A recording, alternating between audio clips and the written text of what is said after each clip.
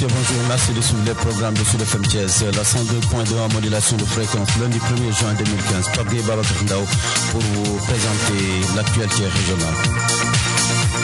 Au sommaire de cette édition, l'UNERSAS, porté sur les fonds baptismaux, l'Union nationale des retraités de la santé et de l'action sociale, se veut un cadre fédérateur pour essayer de trouver des réponses aux questions qui assaillent le secteur de la santé. Chersi de Thiès a été porté à la tête de l'UNERSAS. Le secrétariat général est revenu à Matar Diop de Mbour. Promotion de l'agriculture à l'école, le lycée d'enseignement technique et de formation professionnelle de Thiès entraîne son centre d'apprentissage pratique, fruit d'un partenariat avec la coopération coréenne au Sénégal. La formation, l'État du Sénégal mise sur les formations à courte durée pour faciliter l'employabilité des jeunes. Le directeur de la formation, Michel Diouf, était ce week-end à Thiès. Vive polémique autour du choix du délégué de quartier de Tarikaou entre Doudou Diouf et Gora Ndiaye. Le maire de la commune de Thiès Nord, Lamine Diallo, est indexé pour avoir porté son choix sur Gora Ndiaye. Les détails dans cette édition. Et puis nous rendons à Daroundo, ici dans la commune de Darou Khoudoss, département de Tivaouane, pour parler des difficultés que rencontrent ces femmes. Une fenêtre sera également ouverte sur la politique avec, disons, le point de vue du maire de Ngouniane Baïdjon sur la prolifération des partis politiques. Pendant ce temps, le mouvement Conscience Citoyenne, Gamsobop, dirigé par Mondo Malik Mbaye à Thiès, s'insurge contre la léthargie qui mine la coalition Benno Bokk Yakaar. L'invité du 10h est Mohamed Kounta, le fils aîné du Khalif général de Ndiassane. Il revient sur la ziar Goudi Cheikh Bou prévu demain, qui marque également le Nisbou Charban.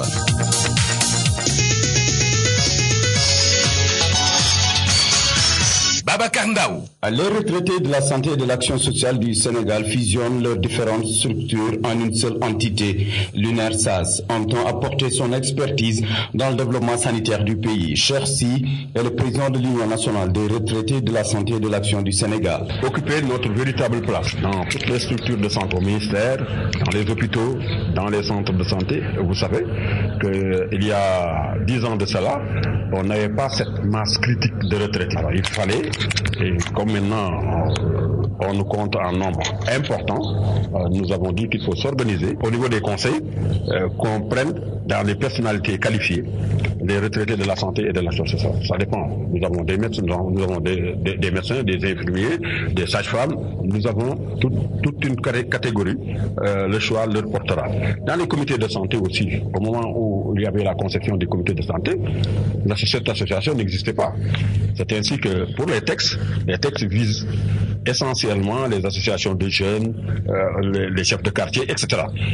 Mais nous disons que si le comité de santé doit continuer, il faudrait qu'on tienne compte de notre existence. La situation de ces ex-blouses blanches n'est guère reluisante au Sénégal. Imaginez un peu, nous qui étions à cet hôpital-là, on vient, on nous dit, bon, allez prendre le plan Sésame, bien que c'est la règle. Nous avons vu des négligences par rapport à la prise en charge. Le renforcement du personnel de santé est un défi pour les membres de l'UNERSAS porté sur le fonds baptismaux à Thiès. Le président Chersi de Thiès dirige l'équipe. Il est respectivement secondé par Oumar Dia de Dakar et Amadou Diallo de Saint-Louis. Matar Diop de Mbour assure le secrétariat général. Diama Samba Diop est à l'organisation. La trésorerie est confiée à Madame Mariama Sarr de Thiès. Au nom du ministre de la Santé, le nouveau médecin-chef de région de Thiès, Dr El Hadj Malick Ndiaye, a exprimé l'engagement de l'État à accompagner ses anciens du système sanitaire. Restons dans le registre sanitaire pour parler des difficultés d'accès aux médecins spécialistes en zone rurale. Les techniciens sanitaires évoquent un déséquilibre en ressources humaines renforcé par un manque de motivation, a laissé entendre ce week-end le professeur Cheikh Ahmed Tidiane Cissé, le président de l'Association nationale des gynécologues et obstétriciens du Sénégal, a conduit une caravane de 40 médecins pour des consultations médicales gratuites dans la commune de Ngoundiane. Le professeur Cheikh Ahmed Tidiane Cissé. En attendant qu'on ait des spécialistes spécialistes partout. Je pense que ce type d'initiative, nous ne sommes pas les premiers, d'autres spécialistes le font. Je crois qu'il faudrait faire des mécanismes, disons, de consultation avancés où périodiquement, les spécialistes descendent auprès des populations en attendant maintenant qu'on ait un gynécologue obstétricien, qu'un cardiologue, un pédiatre un peu partout. Bon, c'est un problème qui date pas de maintenant. Il y a plusieurs facteurs. Le premier facteur, c'est que bon, parfois les collègues qui sont affectés là-bas, bon, sont seuls. Vous êtes de garde 24 heures sur 24. Humainement, c'est pas tenable. Il y a aussi les conditions de travail.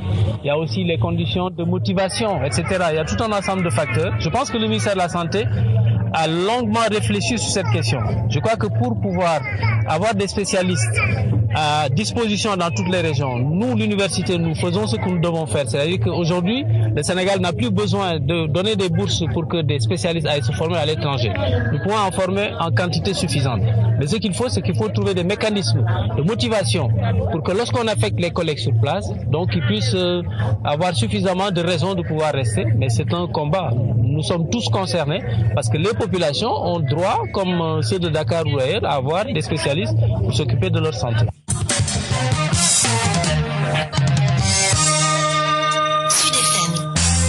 Mesdames et messieurs, vous suivez le journal sur Sud FM Thiès. Les femmes du village de Darou-Ndoye dans le département de Tivaouane, commune de Darou Khoudoss, élèvent la voix. La raison, le manque d'eau, d'électricité et de formation. Une situation difficile pour elles. Elles ont tenu à aussi la voix. Babacar Sow leur a rendu visite. Darou-Ndoye, localité proche de Diogo, à proximité de Ndjiligne, est un village où les femmes vivent dans l'obscurité et ont soif. Le pot d'eau disponible dans ces villages n'est pas potable. Écoutons Fatou Diop au nom des femmes de Darou-Ndoye. Nous n'avons pas d'électricité. Dans un village tout près de nous, ce village a de l'électricité. Mais vraiment, ça fait des années on réclame ça. Il y a les poteaux qui nous traversent de gauche à droite, mais nous ne pouvons pas accéder à cette électricité. La nuit, quand les enfants veulent apprendre les leçons, nous avons des problèmes. Il y a des quartiers qui n'ont pas encore d'eau. Le comité de gestion des eaux nous dit qu'ils ont une insuffisance de tuyaux. L'eau ici n'est pas potable. Des femmes qui réclament aussi une formation pour un bien-être social. Fatou Diop. La majorité des femmes ne sont pas bien formées concernant l'éducation des élèves, le programme de santé. La majorité des femmes ne savent même pas comment faire pour régler les papiers d'état civil pour leurs enfants. Des fois même, on trouve des problèmes dans les écoles. Il y a un enfant qui fait la classe de CM2, il n'a pas de pièce d'état civil pour faire son examen. Darou-Ndoye, un village qui, selon les populations, doit bénéficier de la RSE comme toutes les autres localités impactées par la GCO. Babacar Sow, Darou-Ndoye pour Sud FM. Babacar Sow, promotion de l'agriculture à l'école, le lycée technique, l'enseignement technique et de formation professionnelle de Thiès traîne son centre d'apprentissage pratique, fruit d'un partenariat avec la coopération coréenne au Sénégal. Daour Sen, le proviseur du lycée, s'en réjouit. Nous avons eu le plaisir de recevoir le directeur de la formation professionnelle, l'inspectrice d'académie, la représentante du bureau de la coopération coréenne au Sénégal, le maire de la commune Thiès Nord, l'ensemble des volontaires de la COICA et toute la communauté éducative du lycée d'enseignement technique de formation professionnelle de Thiès pour inaugurer le centre d'application pratique en agriculture du lycée qu'on a reçu par le financement de la COICA et qui est évalué à peu près à 18 millions de francs CFA. Donc c'est un centre qui va permettre d'améliorer déjà les enseignements apprentissages qu'on pratiquait avec notre filière S4, mais qui va nous permettre aussi de nous ouvrir vers la formation professionnelle en agriculture. On veut ainsi participer à l'amélioration en tout cas du capital humain devant demain participer au développement de l'agriculture au Sénégal. Vous savez que l'autorité nationale a décidé de promouvoir l'agriculture au Sénégal. Notre ministère s'est engagé à participer au développement de compétences pour accompagner ce développement de l'agriculture. Donc nous, en tant que structure opérationnelle, notre rôle est d'offrir un cadre où les Sénégalais, les jeunes, ceux qui sont déjà en exercice peuvent venir améliorer leurs compétences et participer au développement de l'agriculture. Quel est la suite? Daour Sen, le proviseur du lycée technique d'enseignement et de formation professionnelle de Thiès, donc qui revenait sur l'importance de ce centre d'application pratique. L'État du Sénégal mise sur les formations à courte durée pour faciliter l'employabilité des jeunes. Le directeur de la formation professionnelle et technique du Sénégal, Michel Faye. Cette inauguration coïncide avec la clôture du projet pour la partie coréenne, parce que la partie coréenne était en partenariat avec le lycée de Thiès pour monter le projet. Aujourd'hui, c'est la date à laquelle la partie coréenne clôt clos son intervention dans le lycée. Cela traduit deux choses. La première chose, c'est que le transfert de compétences de la COICA vers le lycée a été effectif. Cela traduit également le fait que les investissements qui étaient liés au projet ont été réalisés. Et donc ce qui reste maintenant, c'est comment la partie sénégalaise, en l'occurrence le lycée, pourra soutenir l'investissement et faire en sorte que ce projet, comme nous l'avions accepté pour que le lycée le fasse avec la COICA, réponde aux défis de l'heure. Comme vous l'avez dit, les défis de l'heure, c'est les défis de l'emploi. Et sur les défis de l'emploi, il y a des priorités qui ont été définies par le gouvernement, dont entre autres le défi de moderniser et de relever l'agriculture et le défi de mettre à disposition un capital humain bien fort. Donc sur ces deux défis, on voit bien que le lycée, de par son projet, est bien en phase avec les stratégies que l'État met en place pour relever ces deux défis. Le défi de la modernisation de l'agriculture, à travers les techniques modernes qui sont utilisées ici pour la maîtrise de l'eau, à travers les compétences qu'on peut transférer à la section technique du lycée, mais aussi qu'on peut élever vers les populations locales ou vers les professionnels qui s'activent dans l'horticulture. Je crois qu'on a une base pour laquelle on peut s'assurer que le lycée contribue à la modernisation des techniques agricoles. Sur le capital humain, c'est évident. Au-delà des formations techniques en agriculture, les formations professionnelles seront développées. Et j'ai pris l'engagement au nom de M. le ministre d'accompagner le lycée vers de nouveaux diplômes qui s'adressent à ceux-là qui ont de faibles niveaux de scolarisation et qui sont beaucoup plus présents dans le secteur agricole, notamment dans la zone de Niayes. Et que donc le centre d'application pratique n'est pas seulement le centre d'application pratique des élèves du lycée, c'est le centre d'application pratique de la région, des producteurs de la région et de tout jeune, quel que soit son niveau, qui veut accéder à une qualification dans le secteur agricole. Je crois que c'est comme ça qu'il faut comprendre le projet et c'est comme ça qu'il faut sentir le projet. L'autre aspect, c'est l'insertion. Est-ce que justement il y a des fonds destinés aux sortants peut-être de ces établissements, de ceux qui voudront s'entreprendre? Effectivement, je crois que les actions de formation qui seront initiées ici devront s'inscrire sur les besoins des professionnels. Et je saluais tout à l'heure dans la salle la présence des professionnels. Parce que c'est les professionnels qui sont censés comprendre quels sont les besoins actuels et les besoins futurs dans les métiers liés à l'agriculture. L'autre aspect, c'est la couverture des besoins des populations. Comme par exemple, au sein d'une collectivité locale, un maire peut bien avoir un projet d'installation de jeunes dans le domaine de l'agriculture pour ses populations et pour ses jeunes. Ce maire a besoin de qualifier ces jeunes pour qu'ils puissent occuper ces terres. Et donc, le centre est un instrument pour ces politiques locales de développement, pour accompagner les politiques locales de développement en matière d'installation de jeunes dans le secteur agricole. C'est en ce sens.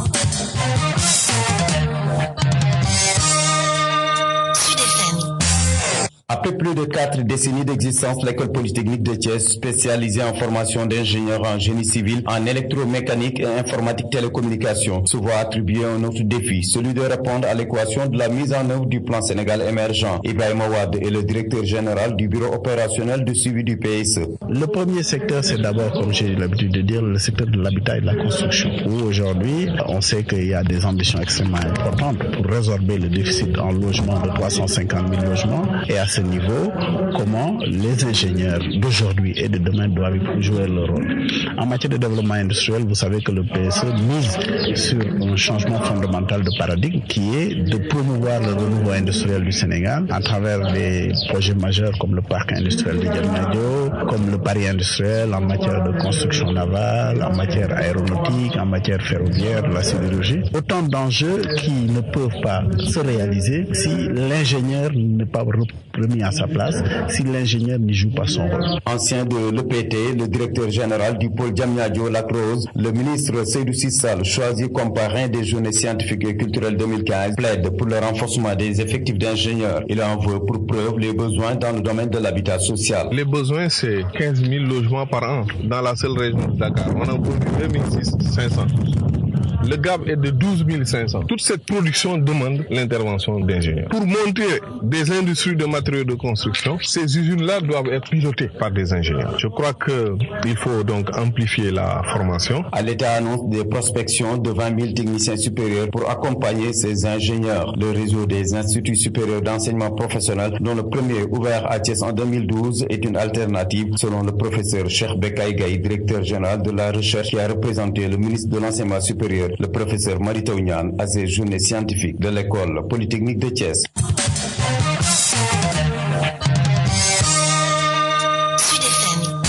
10h13 au quartier Tarikao, c'est dans la commune nord.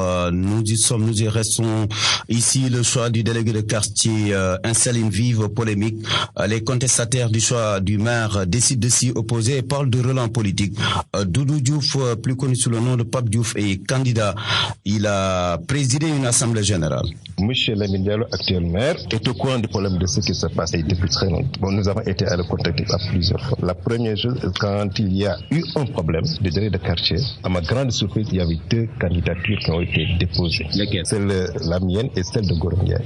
Après, il y a eu une réunion express parce que je l'ai entendu qu'il y avait réunion un jour, c'était à 15 que la réunion doit se tenir chez Elhaji Dieye, un notable de Tarikao. Il y avait des personnes qui étaient regroupées, dont Moussa Diop, presque pour tout le quartier de Kirikao, le sous-quartier de Kirikao. Quand il y a eu cette réunion, à la grande surprise de tout le monde, c'était un but de délire le chef de quartier de Tarikao. Alors que la majorité des quartiers de Tarikao n'était pas au courant de cette réunion. Moi, ça a été une surprise. Il y avait une autre délégation qui avait formé une forte délégation pour venir poser ce problème. Ce qu'ils ont dit, qu'il y a 2 candidatures. Maintenant, c'est les notables de Tarikao qui nous ont, par exemple, fait venir pour parler de ce problème et élire un délégué de quartier. Je crois que c'est un notable qui l'avait dit. Un autre a pris la parole en disant qu'il y a effectivement 2 candidats. Ce sont les anciens qui sont réunis qui ont dit qu'il y a 2 candidats, celle de Gorondiaï et celle de Pape Doudou Diouf. Donc, nous avons choisi Doudou Diouf, nous avons choisi Gorondiaï, nous avons laissé Doudou Diouf. Pourquoi? Parce que de fois c'est ce que ça a été un problème. Alors j'ai dit, d'accord, mais c'est pas une façon de dire les gens. Si vous êtes venus ici, est-ce que moi je vous dis que je suis candidat? Est-ce que cette assemblée générale était légitime, sinon légale, pour pouvoir porter son choix sur quelqu'un? Non, c'était pas du tout légitime. C'était pas du tout légitime. Pourquoi? Parce que il y avait les anciens. On a dit, où sont les anciens de Tarikao? Parce qu'on ne voit pas d'anciens de Tarikao ici. Ils sont très minoritaires, donc ils ne sont pas représentés ici. Malgré tout ça, le maire aurait pris un acte pour choisir Gorondiaï. Est-ce que vous avez la confirmation? Cette confirmation, je l'ai d'un côté. C'est-à-dire que c'est la grande mosquée de Kirikao et la mosquée de Tarikao un vendredi. C'est ce que nous a alerté avant la prière du Maghrib. On a annoncé que officiellement Gorondiaï était élu délégué de quartier de Tarikao. Il a été nommé par ce que nous a inquiété. On nous a dit que comment c'est fait qu'on dise ça par exemple au niveau de la mosquée. Après, j'ai dit que c'était un vendredi. Donc le lundi, on va voir le maire de Paris. Nous avons fait une délégation pour aller voir le maire. Alors monsieur le maire a dit que effectivement, par arrêté, Gorondiaï est délégué de quartier. Nous avons dit d'accord. À l'instant, Doudou dit Pape Diouf, justement cette nouvelle a été confirmée par le maire de la commune Thiès Nord. Lamine Diallo apporte des précisions sur les motivations de son choix sur Gorondiaï. Par rapport à la nomination du délégué de quartier de Tarikao, donc on a constaté quand même des états d'âme par rapport à la nomination, par rapport à l'arrêté que j'ai porté en nomination d'un délégué de quartier. Mais quand je les ai rencontrés, je leur ai fait comprendre que le quartier ne peut pas avoir un délégué parce qu'il devait représenter le maire et les populations auprès de l'autorité administrative pour le soir même, ne serait-ce que les bourses familiales. Parce que ça, c'est l'administration pure et dure. Et sans un délégué de quartier, le quartier risque de perdre cela. Nous avons trouvé quelqu'un qui assurait l'intérim parce que étant le président du conseil de quartier, nous avons dit pourquoi pas le confirmer. C'est Gorondiaï. Donc c'est vrai qu'il y a des contestations. Nous avons dit que cela ne peut pas justifier aujourd'hui qu'on y revienne parce que vous dégagez Gorondiaï, vous mettez un autre, le problème va rester entier. Discutons, essayons de voir l'intérêt supérieur du quartier et avançons parce que nous ne sommes pas là pour des problèmes crypto-personnels. Nous sommes là pour l'intérêt de la population de Tarikao. Tarikao, c'est un grand quartier qui fait partie des 3 grands quartiers de la commune Thiès Nord et notre ambition, c'est de créer la stabilité, la tranquillité des cœurs au niveau de ce quartier-là. Lamine Diallo, le maire de la commune de Thiès Nord, s'est prononcé sur cette question en marge de la visite effectuée vendredi dernier sur la ferme du centre d'application pratique du lycée technique. Je rappelle que le maire Lamine Diallo d'ailleurs rencontre la presse cet après-midi, c'est à 16h au niveau de l'hôtel communal de Thiès Nord sur la ZAC.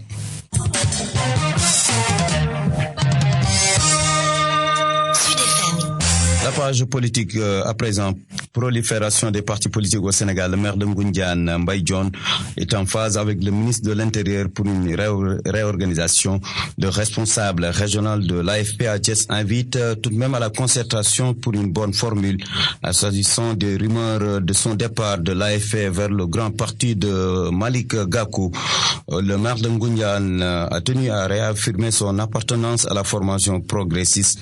Il s'est prononcé en marge des journées médicales tenues ce week-end en Ngoundiane. Je comprends le ministre de l'Intérieur quand il dit qu'on ne peut pas empêcher un citoyen de créer un parti. C'est vrai, parce que la liberté d'association est consacrée dans la constitution de notre pays. Le fait de créer un parti, c'est une liberté. Mais là où j'interpelle l'État, c'est que l'État doit créer les conditions pour que demain, créer des mécanismes pour que tout parti qui sera créé et qui n'aurait pas atteint un certain nombre d'objectifs en termes de score, que ce parti puisse, qu'on ait des moyens de l'éliminer de l'échiquier politique. C'est la seule voie aujourd'hui pour permettre à des gens de savoir que créer un parti, c'est sérieux. Créer un parti, ça doit avoir une ambition, ça doit au moins gagner une collectivité, être un député ou être président de la République comme le président. Ils ont annoncé au grand parti, qu'est-ce que vous répondez? Écoutez, moi je pense que tout le monde me connaît à l'AFP, qui a été secoué par en tout cas des turbulences ces derniers mois. Des gens sont sortis, ont créé un parti. Pour le moment, je suis à l'AFP. Si je dois prendre une autre décision, tout le Sénégal le saura.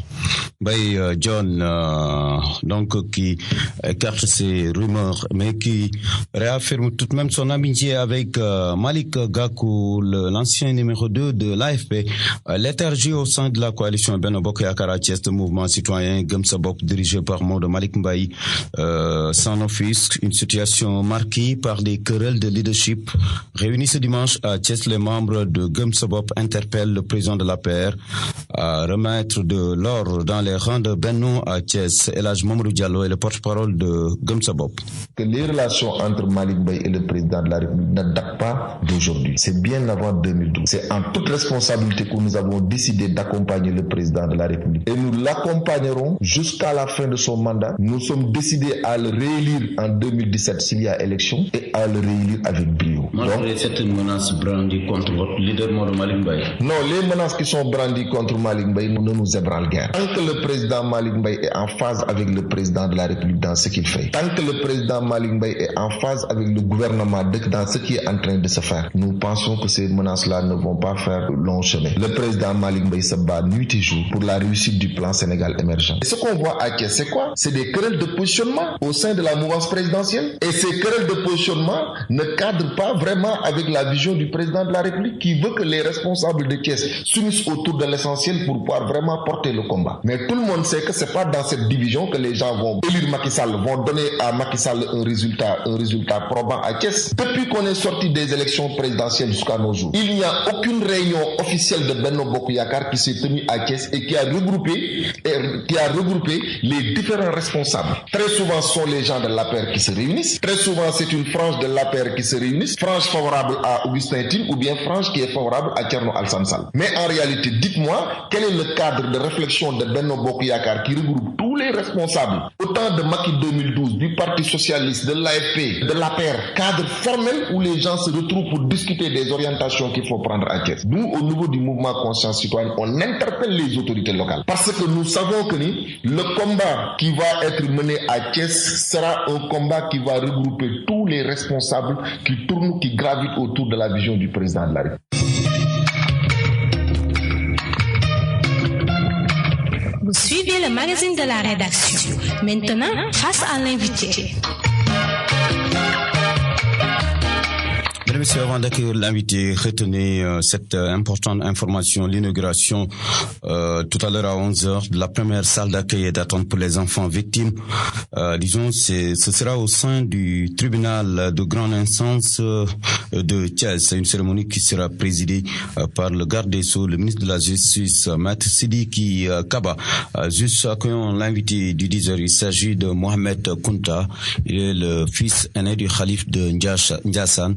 Le prétexte, c'est la ziar de Cheikh Bou prévue demain, une occasion, disons, deuxième plus grand événement de la famille Kounta après le Gamou. L'islam, c'est pas seulement cette pratique-là. L'islam, il est très politique, il faut le dire. Politique au sens grec du terme, c'est-à-dire gérer les affaires de la cité, vivre ici et penser à l'au-delà. Mais avant d'aller à l'au-delà, je pense que nous avons intérêt à régler les problèmes ici. Et les filles nous écoutent beaucoup, vous l'avez vu. Entre les partis et les confréries, les gens gens ont tendance à aller vers les conflits. C'est extrêmement important. On ne peut pas occulter cela et c'est une réalité. Et les gouvernants sont obligés, vous l'avez vu, ça pose beaucoup de débats. Même parfois on dit non, pourquoi ces chefs-là, ces marabouts? Mais je pense qu'ils doivent s'impliquer, prendre position. Et courageusement, je l'avais dit. Et aussi, on a un peu perdu vraiment la vocation qu'exerçait Cheikh Dabakh, Abdou Aziz. C'est des directeurs, prendre la mosquée, lancer des messages, mais s'engager jusqu'à l'émotion pour dire certaines choses. J'en profite, je sais, pour peut-être parler de l'hivernage. C'est dommage. Le point de vue du Khalif, peut-être vraiment des amis, des sympathisants et même des cadres, c'est qu'il faut retourner à l'agriculture. Et ça, c'est pas des expressions, mais c'est des pratiques. Il faut aller vers l'agriculture. Mais écoutez, le problème est déjà faussé au départ. C'est le temps pendant lequel on cultive. On fait 3 mois, on se repose pendant 9 mois. Mais ça ne peut pas tenir. Quelqu'un travaille, se repose pendant 9 mois, il travaille pendant 3 mois. Qu'est-ce qu'il peut? Le Sénégal, dans cette optique, ne sera jamais un grenier. On ne pourra pas régler le problème de la suffisance alimentaire. Ça, c'est sûr et certain. Donc, il faut aller chercher l'eau où elle est. Ne pas attendre les eaux de pluie. Cette nappe-là, phréatique, elle est là. Parfois, en des moments très profonds, il faut aller chercher parce qu'on peut forer comme le pétrole. Et on a des outils pour le faire. Le goutte à goutte, le forage, mais c'est extraordinaire le goutte à goutte. Il suffit d'avoir de limiter. Quand je traverse le Sénégal, parfois, j'ai dit, mais quel gâchis. Regardez toutes ces étendues-là. Mais presque semi-désertique. Et ça, tant qu'on ne va pas orienter les gens, la jeunesse, la force et l'espoir de l'agriculture, ça va. On est à quelques mois, vous l'avez vu. Même dans le sud, ça commence à pleuvoir. Écoutez, il faut déjà le matériel. Mais ils attendent le début des pluies pour donner les engrais, pour donner la semence. Mais retourner à la bonne semence. L'Israël est là, vers Bambay. Mais c'était un labo, c'était une université. Mais il faut aller vers la bonne graine, c'est-à-dire vers les semences. Mais si on laisse la quête de la semence au paysan, ça ne marchera pas. Il ne pourra pas les conserver. Il ne pourra pas les améliorer. Ça, c'est certain. Je ne suis pas un ingénieur. Je ne suis pas un chercheur par rapport dans l'agriculture. Mais je sais qu'il faudrait poser des principes. L'autre chose, vous l'avez dit, c'est les crises. Et on sort d'une crise. Et ça, c'est un peu mon domaine. C'est l'école. Vraiment, c'est triste ce qui se passe. Et c'est récurrent. Ça se répète. Et regardez ce qui s'est passé. C'est presque une paix de braves. Rien n'est réglé. Il y a eu des menaces, des coupures de salaire. Les gens ont oublié c'est pourquoi ils luttaient. Et ils disent, mais rendez-nous nos salaires, puis ça marche. Et les enfants dans tout ça. Et regardez, est-ce que, je ne sais pas, techniquement, les gens ont parlé de pédagogie. Est-ce qu'ils ont parlé de la qualité de l'enseignement? Est-ce qu'ils ont parlé d'une pédagogie de la réussite qui existe? Il n'y a eu jamais de débat. C'est un débat autour des salaires. Parce que les enseignants sont les plus nombreux, 80% de la fonction publique. Et c'est des gourgourlous. Il y a des problèmes. Ils posent ces problèmes. Il y a des corps émergents. On n'a pas réglé le problème. Parce que pour stabiliser un peu l'éducation, l'école, mais il faut stabiliser les enseignants. S'il y a de mauvais enseignants, écoutez, c'est une école à 2 vitesses, je vous assure. Moi, j'ai regardé autour des écoles. Je trouve il y a des enseignants qui rentrent dans les salles de prof, d'autres sont dehors. Ils ont honte parce qu'on les appelle des volontaires et des vacataires. Oui, ce gosse-là, c'est un volontaire. Qu'est-ce qu'un volontaire? Qu'est-ce qu'un vacataire? Ça pose un problème. Il faut aller vers l'arborisation. Que chaque enseignant soit enseignant dans son grade et dans le niveau auquel il appartient, où il intervient. Moi, je pense qu'il faut aller dans ce sens-là. Ça, vous l'avez vu, c'est pas réglé. Hein. On l'a étouffé et à la rentrée, ils savent que c'est la fin de l'année. Et s'ils continuent, ils auront les parents d'élèves et le peuple sur leur dos. Ils ont arrêté. Mais personne n'a dit il faut arrêter au bon moment. Moi, j'ai fait une intervention à Rufisque dans une radio où j'ai dit mais quand même, faites un effort. Parce que le problème, c'est que c'est aussi aller vers l'équité. Je ne dis pas l'égalité. Mais quand ils voient des décisions, des décrets qui sortent, qui donnent vraiment des indemnités de logement faramineuses, eux, ils ont une petite indemnité. L'indemnité de logement était exclusivement réservé aux enseignants. C'est assez frustrant. Ils oublient que c'est les enseignants mis à disposition qui traitent ces questions-là et qui communiquent ça au syndicat. Et vous voyez ce que ça veut. Donc il faut qu'on ait le courage de nous voir, mais de penser élèves, de penser aux apprenants et voir un peu la qualité des enseignements. Il n'y a pas encore de qualité. Et regardez, quel plan? Il n'y a pas de plan pour régler le problème. On rouvre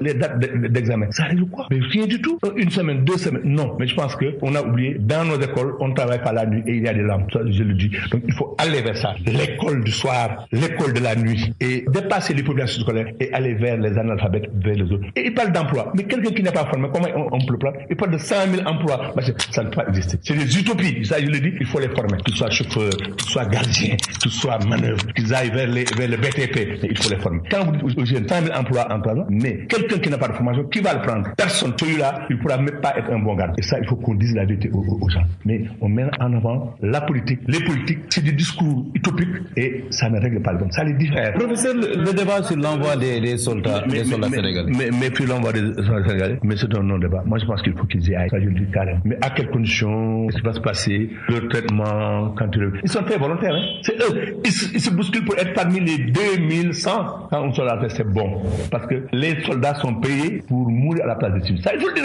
C'est des contrats qu'ils ont. Un soldat ne dit pas non. Je ne vais pas au front. Il est là. Mais aussi, il faut que la cause soit juste. Il faut qu'il soit motivé. Mais je pense les amener. L'armée doit être entraînée. Suffisamment entraînée. Allez, pas au Yémen, mais rester en Arabie Saoudite. Pas pour défendre les lieux saints. Mais ça, c'est plus politique. On ne dit pas tout. Mais je pense que c'est une très bonne chose. Et quand ils nous reviennent, ils peuvent aller ailleurs. Parce qu'ils sont ailleurs, on ne l'a pas dit. Mais c'est parce que aussi, au niveau de la c'est intéressant. C'est du miel, hein. Ça, il faut le dire. Mais c'est pas mauvais. Il faut le donner cette chance d'aller se faire. Quand ils reviennent avec les indemnités, mais ils construisent. Ils sont là. Ils sont pas comme les autres. C'est extrêmement important. Et je sais que bon, il n'y aura pas une guerre quand même totale qui pourrait peut-être faire beaucoup de morts. On ne le souhaite pas. Les enfants du pays sont volontaires. Ceux qui ne sont pas partis, ils sont frustrés. Hein. Ils voudraient que toute l'armée aille, mais on ne peut pas laisser notre pays pour amener tout le monde. Mais peut-être il y a une pédagogie aussi pour le dire au peuple. Il y en a qui ne comprennent pas. Je ne sais pas que les gens réagissent en termes de guerre. Ils disent, mais écoutez, pourquoi envoyer un tel aux États-Unis? C'est le Congrès. C'est les gens qui réfléchissent. On l'autorise. Et les gens, ils coopèrent, ils expliquent. C'est une explication de texte pour dire qu'il faut qu'ils y aillent. Mais bon, c'est vrai que c'est le président de la République et le patron des armées, c'est le chef suprême des armées. C'est incontestable, mais une décision doit s'expliquer. Une décision doit s'expliquer. Propos du professeur Mohamed Kounta. Il est le fils aîné du khalife général des Khadr. Donc, il se prononçait en marge de la ziara annuelle appelée Goudi Cherbou. Prévu demain, la cérémonie officielle est prévue demain 17h à Ndiassane. Et justement, en marge de cette cérémonie, rappelons que enfin la Cour suprême a annulé l'élection du maire de Cherif Lo. Ousmane Sarr n'est plus maire de Cherif Lo. De nouvelles élections sont prévues jeudi prochain. Donc, c'est une nouvelle élection et du maire et du bureau. Une décision de la Cour suprême. Nous y reviendrons dans nos prochaines éditions. Babacar Ndaw. Mesdames et messieurs, c'en est tout pour ce 10h dont je vous fais l'économie du rappel des titres. Merci à Pape Gueye qui était de l'autre côté de la baie vitrée. Restez à l'écoute des programmes de la 102.2.